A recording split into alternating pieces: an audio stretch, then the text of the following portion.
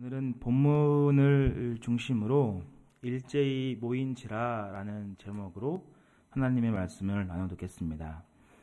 이 에스라 성경은 전체 10장으로 구성되어 있습니다. 그리고 이 10장 중에서 1장부터 6장까지는 크게 하나로 구분하고 있고, 또 다른 7장부터 10장까지는 또 다른 하나로 구분하고 있습니다. 이렇게 구분하는 이유는 이 에스라 성경의 중심 내용이 또한 포로 귀환에 있어서 이렇게 구분되어 있습니다.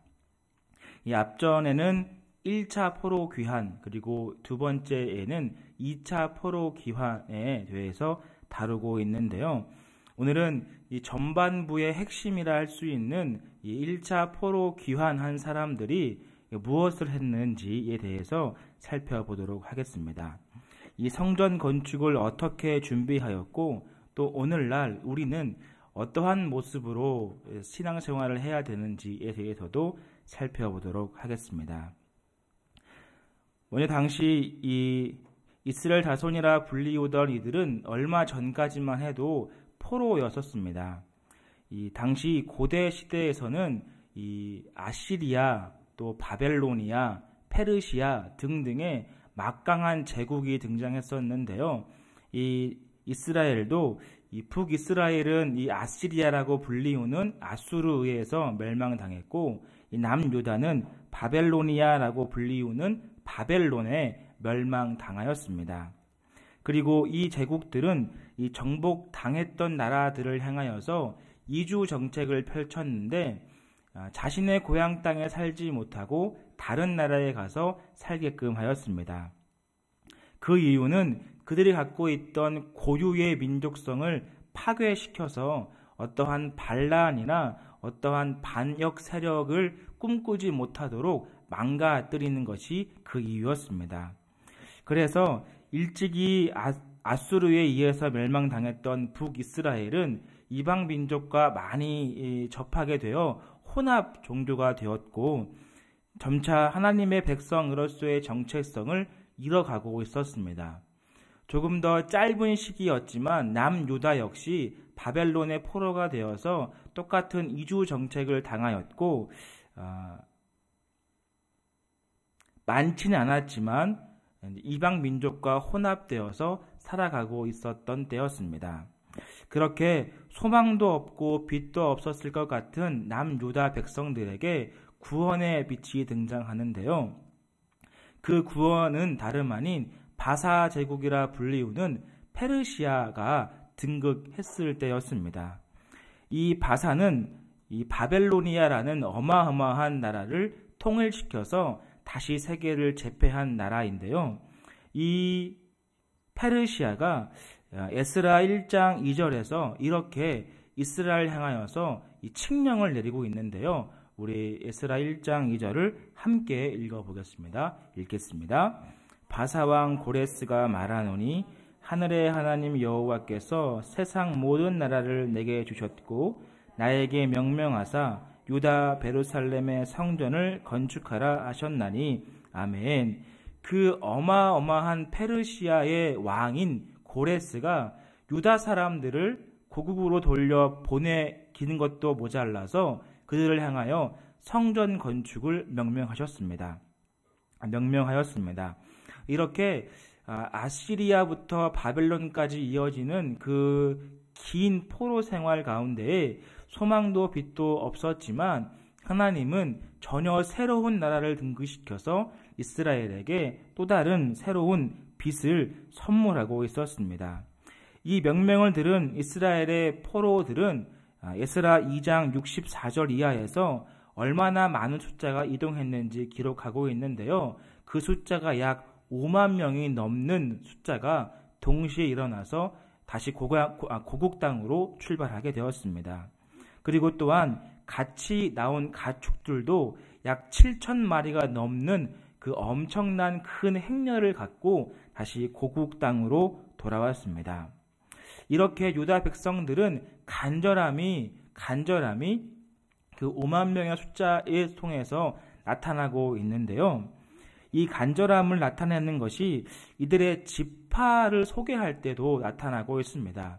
앞서 설명드렸던 것처럼 아시리아나 바벨로니아는 그 민족의 정체성을 말살시키기 위하여서 강제 이주를 시켰습니다. 그래서 북이스라엘은 자신의 민족 혹은 지파의 어떠한 모습도 상실된 채 이방 민족과 함께 살아가게 되었습니다. 하지만 이 남유다 백성들은 얼마간은 혼합되고 이방 민족과 흡수되었지만 대다수의 사람들은 자신의 지파를 지켜 하나님의 구원이 반드시 임할 것이다 라는 소망의 끈을 놓지 않았었습니다. 그래서 에스라 2장의 전체적인 이야기는 그 지파가 누구였는지, 그 지파는 몇 명이었고 어느 가문이었는지를 잘 소개하고 있습니다. 이것은 하나님께서 이 예레미야의 말씀을 통하여서 70년 후에 너희들이 다시 고국 땅으로 돌아올 것이다 라고 하는 예언의 말씀을 굳게 믿었던 것인데요. 그만큼 바벨론의 포로 생활 가운데 있었지만 자신의 민족성, 즉 하나님의 백성인 이 정체성을 상실하지 않기 위하여서 고군분투했던 것입니다. 그리하여서 이들은 온전한 지파를 이루게 되었고 마침내 고향 땅인 예루살렘으로 돌아오게 되었습니다. 이러한 이 경험 가운데 남유다 백성들이 예루살렘에 돌아오게 되었는데요. 우리 1절에 보시면 각자의 성읍에서 살았다라고 기록하고 있습니다. 이 바사 제국인 페르시아부터 이 예루살렘까지의 거리는 에스라 7장 9절에서 에스라가 걸었던 그 길이만큼을 볼 수 있는데요. 약 4개월 정도 걸렸다라고 합니다. 그러니까 이것은 거리상이라기보다는 그 기간 전체를 의미하고 있는데 그 4개월 정도 걸어갈 때에 이들의 마음 가운데 어떤 마음이 있었을까요?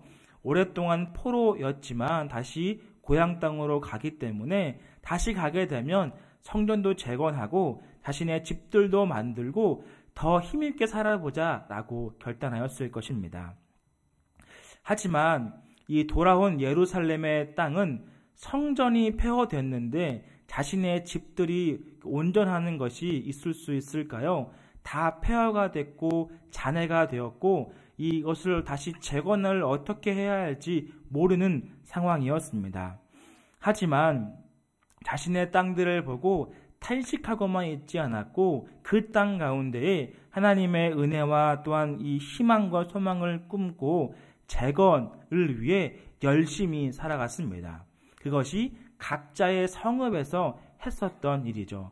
그 5만 명에 넘는 사람들이 각자의 지파의 집으로 가서 그 동네에서 다시 이제 성읍들을 만들고 다시 집들을 만들었습니다. 그렇게 정신없이 시간을 보내고 성경은 7째 달이 되었다라고 기록하고 있습니다. 그랬더니 각자의 성읍에서 자신의 그 집과 혹은 터를 재건하는 그들이 무엇을 하였나요? 일제히 예루살렘에 모였다라고 성경은 말씀하고 있습니다. 이 앞서 이들이 포로 귀환의 목적이 무엇이었나요? 바사왕 고레스가 고백했던 칙령을 내렸던 것처럼 가서 성전을 건축하라 였습니다. 이들은 각자의 성읍에서 자신의 집과 터를 재건에 힘썼지만 7째 달이 올 때쯤에 일제히 일어나서 예루살렘에 모였다는 것이죠. 왜 모였나요? 바로 그 말씀을 지키기 위해 나를 구원하신 하나님의 은혜를 바라보기 위해 성전 건축이라는 것을 짓기 위하여서 다 같이 모였다는 것이죠. 또한 여기서 보게 되면 일제히라는 단어가 있는데 이것은 원어로 보게 되면 같은 때에 동시에라는 뜻을 갖고 있습니다. 여기서 사용된 히브리어는 이 케위시 에하드라고 하는 것인데요. 직역을 그냥 바로 해보면 한 사람 같이라는 뜻을 갖고 있습니다. 그러므로 이 원문에서 일제히라는 하는 것은 시간적인 개념보다는 일체성을 더 강조하고 있다는 것을 알 수 있습니다. 즉 시간이 흘러서 일곱째 달이 되었기 때문에 모였다라기보다 그들이 한마음과 한뜻이 되어서 그날을 기대하고 기다렸고 그날이 이르자마자 동시에 한 사람처럼 그 누구도 지체하지 않고 자신의 각자의 성읍의 재건을 멈춰두고 일어났다라고 볼 수 있는 것입니다. 또한 여기서 일제히 모였다에서 모인지라라고 하는 것은 이 히브리어로 단순히 이 모였을 때를 의미하는 단어가 아닙니다. 그러니까 저희처럼 특별 성회 혹은 특별 집회, 특별 새벽 기도회처럼 좀 특별한 곳에서 사용되는 단어인데요. 여기서 모인 것도 당시에 유월절을 지키거나 이 사무엘 상하에 보시면 이 미스바로 모였을 때에 다 같이 모이세요 라고 했을 때처럼 특별한 경우에 쓰이는 단어입니다. 그만큼 이 일제히 모였다라고 하는 것은 많은 사람들, 그 5만 명이 되는 사람들이 한 사람같이 일어나게 되었고 특별하게 그날을 지켰다라고 이야기하였습니다. 이 오랫동안 포로 생활이었던 이들이 가장 먼저 했던 것이 무엇이었나요? 자신의 집과 자신의 이 터를 짓는 것이 최우선순위였습니다. 성전이 완전히 폐허가 됐었기 때문에 자신의 집과 터는 정말 아무것도 쓸 수 없을 만큼 무용지물이었기 때문이죠. 그렇게 해야 할 일들이 산더미같이 많고 삶이 분주하였지만 성전 건축, 하나님의 구원의 감격에 의하여서 모든 것을 중단하고 모였다라는 것이 매우 중요하다라는 것입니다. 사랑하는 성도 여러분, 여러분들은 어떻습니까? 해야 할 일들이 산더미처럼 많고 삶이 분주하고 바빠갈 때에 나의 주님, 나의 예수님을 바라보며 그분께 나아가고 계십니까? 내가 좀 힘들고 고난하고 어려운 상황 가운데 있을 때에 하나님, 성전 건축과 일제히 모이는 것은 내 삶이 조금 좀 이루어진 다음에 할게요 라고 고백하고 계십니까? 여전히 나의 힘이 되신 하나님을 고백하며 그분께 나아가고 계십니까? 우리는 더욱 분주하고 해야 할 일들이 많고 삶이 바쁘다라고 할지라도 일제히 모여 하나님께로 나아가야 합니다. 그리고 이들은 무엇이라 고백하고 있을까요? 우리 3절 말씀을 한번 같이 읽어볼까요? 함께 읽겠습니다. 무리가 모든 나라 백성을 두려워하여 제단을 그 터에 세우고 그 위에서 아침 저녁으로 여호와께 번제를 드리며 아멘. 이 무리가 누구입니까? 그러니까 앞서 소개했듯 포로되었던 이스라엘 백성들이 다시 고국 땅으로 돌아온 사람들이었습니다. 근데 이 무리가 무엇을 하고 있었다라고 고백합니까? 두려워하고 있었다라고 말씀하며 그 두려움이 제단을 세웠다라고 성경은 말씀하고 있습니다. 그리고 이 제단은 아침과 저녁으로 여호와께 번제를 드리는 제단이 되었던 것이죠. 이 문장 속에서 이 접속자 키라고 하는 히브리 단어가 해석되지 않았는데요. 이것은 이러한 뜻을 갖고 있습니다. 그러니까 무엇 할지라도 그리고 비록 무엇이라 해도 라는 뜻을 갖고 있는데요. 이것을 종합해 보면 이렇게 되는 것이죠. 그러니까 무엇을 할지라도 제단을 쌓고 하나님 앞에 아침과 저녁으로 예배를 드렸다라고 되어 있는데요. 이 히브리의 원문에 보시면 무리라는 것이 주어가 아니고 주어가 두려움이었다라고 보게 됩니다. 이 두려움이라고 이야기했고 또다시 모든 나라 백성이라고 이야기하고 있는데 이것은 정말로 세계 열방에 퍼져 있는 나라를 두려워했다는 것이 아니라 예루살렘의 근처에 있는 사마리아 땅 혹은 암몬 족속들을 향하여서 두려워했다라고 말씀하고 있습니다. 그래서 이렇게 직역을 해보게 되면 비록 그 땅 백성들이 두려움에 우리가 떨고 있지만 우리는 단을 쌓고 그 위에 예배를 드렸다라고 말할 수 있죠. 이 이스라엘 백성들은 주변에 있는 나라들을 향하여서 얼마나 두려움이 컸는가를 이야기하고 있습니다. 당시 이스라엘 백성들은 고향 땅으로 돌아온 지 그렇게 긴 시간이 지나지 않은 때였습니다.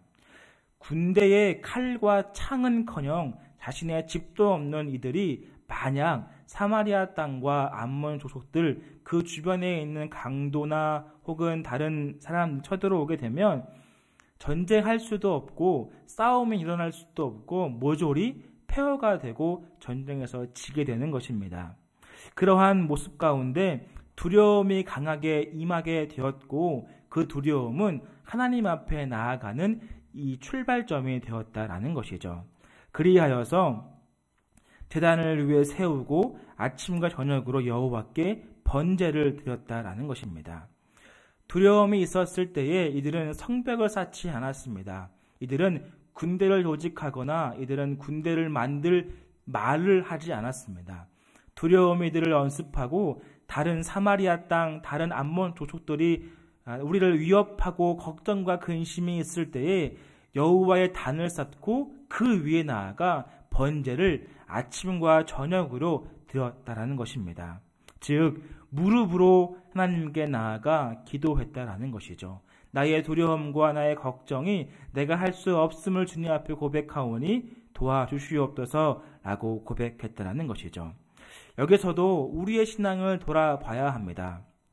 앞서 삶이 분주하고 삶이 바쁘다고 하고 해야 할 일들이 많다라고 해도 주님을 바라봐야 하는 것처럼 우리 가운데에 두려움이 엄습하고 우리 마음 가운데에 고통과 아픔이 엄습할 때 성벽을 짓기보다 다른 사람에게 도움을 요청하는 것보다 하나님 앞에 나아가 무릎을 꿇고 기도해야 한다는 것이죠.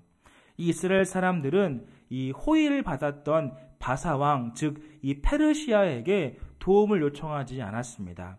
우리가 지금 다른 나라에 전쟁을 당하면 죽을 수 있으니 군대를 좀 보내주세요 라고 하지 않았던 것이죠.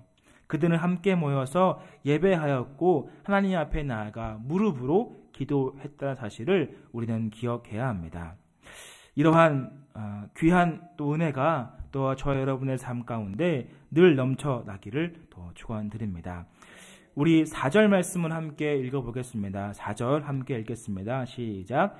기록된 초막절을 지켜 번제를 매일 정수대로 날마다 드리고. 아멘.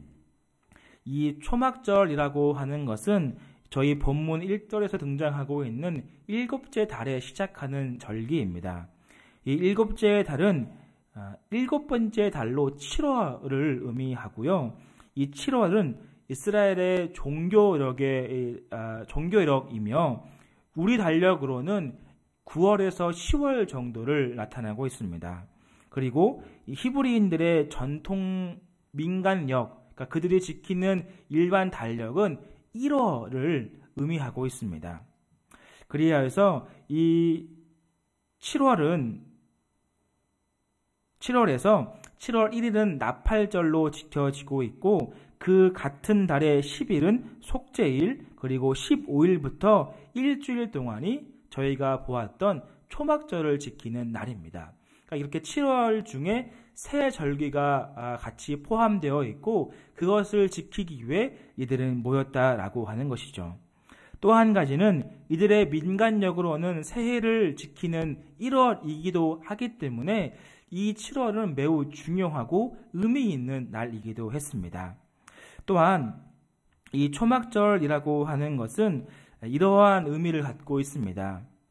이스라엘 백성들이 애굽에서 나오게 하고 광야에서 40년 동안 연단시키신 이후에 가나안 땅에 마침내 들어가게 된 그 사건을 기념하는 절기입니다. 자신의 포로되었던 것이 해방되고 그리고 그 광야 생활 가운데 연단을 통하여 하나님의 백성으로 살아가게끔 만든 후 가나안 땅으로 들어가는 그 모든 과정을 초막절로 기념하여 지키는 것인데, 이 마찬가지로 이 바벨론의 포로였던 이스라엘 백성들도 바벨론의 포로였었고 다시금 해방되어 고국 땅으로 돌아오게 되었습니다. 그래서 처음 지키는 절기가 무엇이었나요? 바로 초막절을 지키기 위해 이들이 모였다라는 것이죠. 예전에 이스라엘 백성들도 경험하고 하나님 앞에서 감사했던 것처럼 이들도 하나님께 기뻐하며 감사하기 위해 초막절을 지켰던 것입니다. 그러므로 이 일을 기쁨으로 감사하며 지켰던 것이죠. 이 4절에서도 이 원어 한 단어가 빠져 있긴 한데요. 보게 되면 기록된 규례대로 초막절을 지켜 해서 이 접속사가 생략되어 있습니다. 사실 이 접속사가 생략되어 있다고 해서 이 잘못되거나 문맥적으로 뭔가 달라지는 것은 없습니다. 그냥 이스라엘 백성들이 초막절을 기쁨과 감사로 지켰다가 동일한 단어인데요. 그 생략된 단어는 이 그리고라는 단어입니다. 그러니까 그리고 초막절을 지켰다라고 되어 있는데 이것은 문맥적으로나 해석상으로는 전혀 문제가 없지만 이 의미적으로 조금 더 본다면 깊게 볼 수 있습니다. 앞서 무엇을 이야기했나요? 이들이 주변 나라 사마리아와 암몬 사람들로 말미암아 전쟁의 위협이 있을 것 같아서 두려워했다라고 이야기합니다. 그리고 초막절은 7월 1일이 아니라 7월 15일입니다. 나팔절부터 속죄일, 그 후로부터 7월 15일인 초막절을 지키는 것이죠. 그러므로 이 전쟁의 위협, 자신이 아무것도 가지지 않는 그 모든 것들을 이 두려움을 통해 하나님 앞에 나아가 기도함으로 은혜를 받고 회복되어지니까 그들이 그리고 초막절까지 지켰습니다 라고 볼 수 있는 것이죠. 맨 처음에 두려움과 엄습하여서 이 절기를 지키지 못할 수도 있었지만 이들이 예배를 통하여서 이들이 기도를 통하여서 하나님께 나아감을 통하여 회복되어 그 한 달 넘는 기간을 하나님 앞에 예배하였다라고 볼 수 있습니다. 이 아무리 포로 귀환으로 돌아온 이들이 아무리 좋은 것을 갖고 있다 할지라도 여전히 삶의 문제로 이들은 두려움에 떨고 있었습니다. 하지만 주님께 단을 쌓고 예배를 통해 점차 회복된 이들은 두려움을 뛰어넘어 그 한 달이라는 기간 동안 절기를 규례대로 지킬 수 있었던 것이죠. 또 이 초막절에는 이 특징적인 것이 있는데요. 제물을 바치는 것이 있었습니다. 이 제물을 바칠 때에 수송아지와 수양과 1년 된 어린 수양을 드리는 것이었는데요. 수양은 매일 2마리, 또 1년 된 어린 순양은 10마리로 그 수가 고정되어 있습니다. 하지만 수송아지는 첫날에 13마리로 시작하여서 매일 1마리씩 줄어서 마지막 7째 날에는 7마리를 드렸던 것이 특징적인데요. 이 포로 귀환한 이들이 이마만큼의 재물 혹은 양과 수양, 1년 된 양이 가지고 있었겠습니까? 가지고 있다고 해도 자신의 이 집과 터를 만들기 위해 조금 더 아껴놓거나 그 일을 힘써야 하겠지만 이들은 전혀 아낌없이 그 모든 규례를 지켰습니다. 그리고 기쁨으로 드렸다라고 성경은 말씀하고 있습니다. 그 대목이 4절 후반부에 정수대로 드렸다라는 말이 됩니다. 이들은 그만큼 두려움을 뛰어넘어 구원의 감격과 기쁨으로 하나님께 모든 것을 드렸습니다. 해야 할 일들이 산적해 있었지만 중요하지 않았고 먹을 것이 부족하고 삶이 형통하지 않았지만 하나님께 예배하는 것이 더욱 중요했습니다. 우리 5절 말씀을 한번 읽어볼까요? 5절 읽겠습니다. 그 후에는 항상 드리는 번제와 초하루와 여호와의 모든 거룩한 절기의 번제와 사람의 여호와께 기쁘게 드리는 예물을 드리되 아멘. 이 여호와께 기쁘게 드리는 예물이라는 것은 자원제라고 하는 것인데요. 그러니까 짐승으로 드리는 이 제물 중에 새를 제외하고는 이 암수 구분 없이 드리는 제물이었습니다. 그리고 이 자원제를 드릴 때에는 이 멀쩡한 것, 온전한 것, 최고 상품만 드릴 수 있었는데 이들이 약 70년 넘는 동안 그 바벨론 포로에 썼을 때에 무엇을 경험하게 되었을까요? 해방되면 우리가 다시 고국 땅으로 돌아가면 하나님을 아낌없이 섬기자라고 이야기했을 것입니다. 그리고 그 이야기는 해방되자마자 모든 번제, 초하루에 드리는 거룩한 절기 그리고 여호와께 기쁨을 드리는 모든 자원제를 드렸다라고 성경은 말씀하고 있습니다.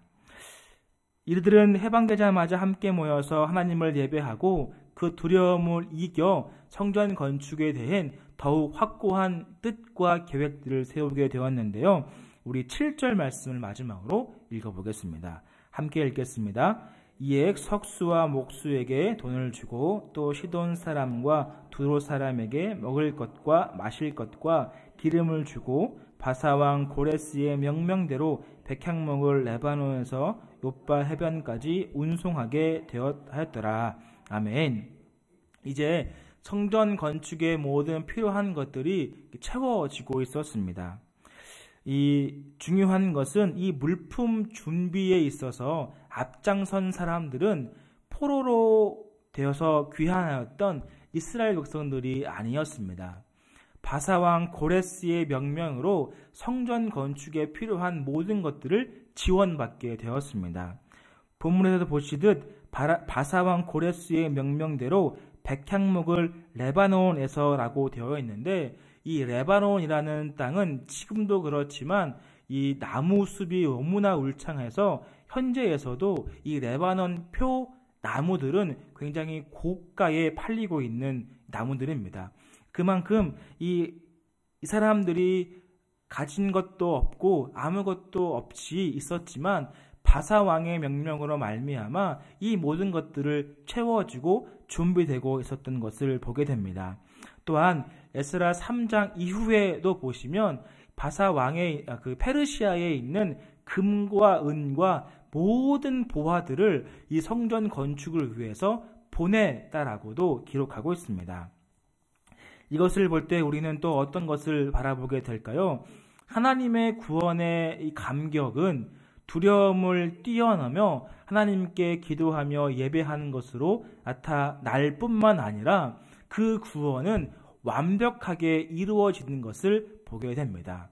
하나님의 뜻과 계획이 우리의 삶 가운데 임하게 되면 바사왕 고레스를 통하여서 성전 건축의 모든 필요한 것들을 채우신 것처럼 우리 삶 가운데에도 하나님의 구원의 은혜가 임하고 그 계획이 이루어질 때에 하나님께서 보이지 않는 손 또한 보이는 손으로 말미암아 우리의 모든 것들을 채워 나가실 것이죠. 이 사실을 우리는 믿음으로 받아야 합니다. 이후에 성전 완공이 된 이후에 이 터만 잡힌 것을 보고 이스라엘 백성들은 그것을 어떻게 반응했는지를 나타나고 있는데요. 너무 많이 읽었지만 우리 끝으로 우리 12절과 13절 말씀을 마지막으로 한번 읽겠습니다. 12절과 13절입니다. 시작. 레위 사람들과 나이 많은 족장들은 첫 성전을 보았으므로 이제 하나 기초가 놓임을 보고 대성통곡하였으나 여러 사람은 기쁨으로 크게 함성을 지르니 백성이 크게 외치는 소리가 멀리 들이물로 즐거이 부르는 소리와 통곡하는 소리를 백성들이 분간하지 못하였더라. 아멘. 성전이 완공된 것도 아니고 성전의 어떠한 기초, 어떠한 이 성벽 혹은 건물들도 채 나오지 않고 터만 있는 것입니다.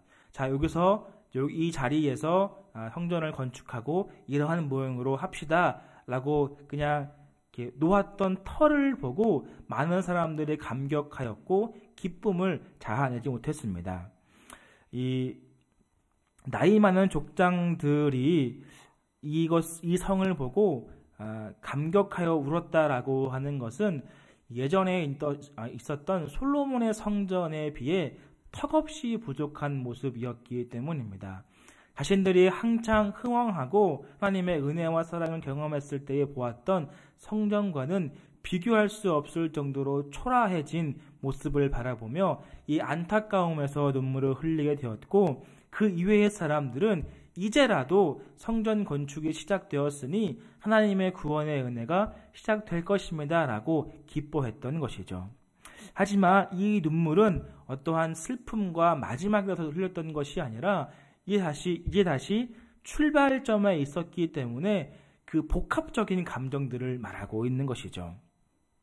이제는 하나님의 마음을 잘 헤아려서 분별하며 하나님의 백성으로서 살아가겠다는 다짐도 함께 했었고, 오랫동안 폐허가 되었던 이 땅에 다시 하나님의 회복의 바람이 불자 상징적이었던 성전의 기초가 이렇게 만들어지게 되었습니다. 사랑하는 성도 여러분, 우리의 모습은 어떻습니까? 앞서 이야기했듯 하나님만을 향하여 우리가 마음 모여 예배하고 계십니까? 삶이 많이 분주하고 또한 두려움 속에 있다고 해도 나와 함께 하시고 늘 동행하시는 주님을 바라보고 계십니까? 나의 힘과 능력과 소망과 모든 희망을 내신 주님을 의지하고 우리에게 있는 모든 문제와 어려움들을 주님과 동행하고 계십니까? 내 마음 가운데에 두려움이 엄습하여 내 자리를 박차고 도망하고 싶을 때도 있고, 좌절하며 넘어지며 또 낭망하는 마음이 내 가운데 있을 때에 우리는 두려움에 넘어지는 것이 아니라 그 두려움을 뛰어넘어 하나님께 나아가 기도하고 계십니까? 우리의 모습을 돌이켜 보기를 바라며 믿음으로 회복되기를 바랍니다. 고난이 우리를 향해 온다고 할지라도 오직 하나님만을 바라보아야 합니다. 우리는 날마다 주님을 예배하고 계신가요? 일제히 하나님 앞에 예루살렘이라는 성전을 건축하기 위해서 일제히 매일 모이고 계십니까? 한 마음과 한 뜻이 되어서 주님을 예배하고 계십니까? 바라기는 오직 그리스도 예수 안에서 한 마음과 한 뜻이 되어 한 사람처럼 주님을 바라보며 예배하며 무릎으로 기도하여 주님의 구원의 은혜의 때에 다 귀하게 사용되며 그것을 이루어드리는 우리가 되기를 주님의 이름으로 축원드립니다.